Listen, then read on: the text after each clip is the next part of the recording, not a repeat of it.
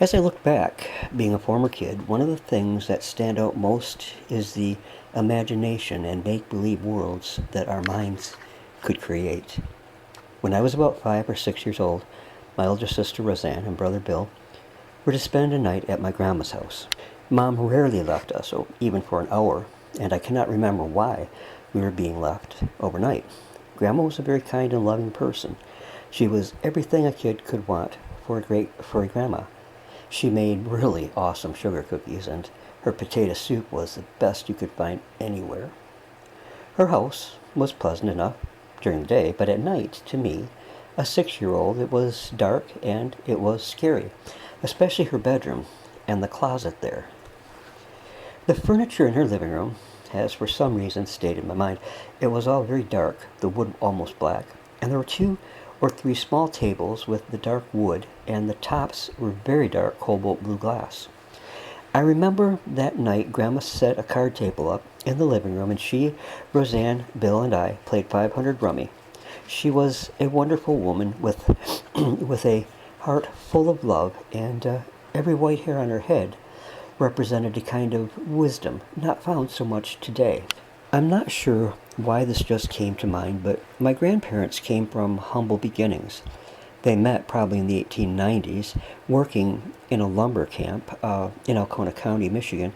Grandpa was a lumberjack, and Grandma and her mother were cooks at the camp, which is where they met. Grandpa's parents, James and Mary Elizabeth, came to Alcona from Simcoe, Canada, aboard a sidewheel steamship, and Grandpa's full name was William James Morrison, and Grandma's was Elizabeth Bessie Morrison Ranger. Which brings me to her dad, Octave Ranger. Upstairs at Grandma's house, just outside the bedroom we would spend the night in, was a large picture of Great Grandpa Ranger. It was a large, somewhat ornate frame, and the picture was, to me, scary. See, that image was made at a time when people did not smile when their picture was taken. He also had a full beard, which gave him a very stern appearance. And what I've heard of him, though, is that he was a very kind man. But to this former 6-year-old, the portrait looked frightening, and I dreaded bedtime with that image on the wall right outside the door, which did not have an actual door, just the door frame, so you could see the picture from bed. Now, Grandma's room was downstairs, so it would be just us kids up there. After cards and a snack of Grandma's delicious sugar cookies, we got changed, and then Grandma took us upstairs and saw us safely to bed. Being the youngest, I was in between Roseanne and Bill, and I recall that the pale moonlight gave the room a bluish cast, and then there was that picture. We were covered up with a quilt Grandma had made from squares of different colored pieces of cloth, and I pulled it up over my head, just leaving my eyes out. What would such a night be without a thunderstorm? And we had one. It was a whopper, and it was loud. Woke me up, but my brother and sister slept on. So you might ask what the point of all this is.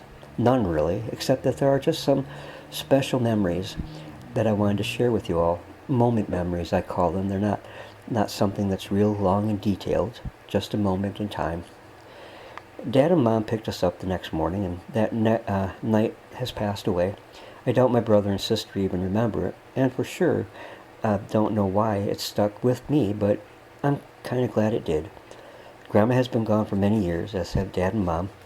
Family problems have made it so neither Roseanne nor Bill or I speak to each other, and haven't for years. So memories such as these ones indeed are quite dear to me, as when we were growing up, we were all quite close.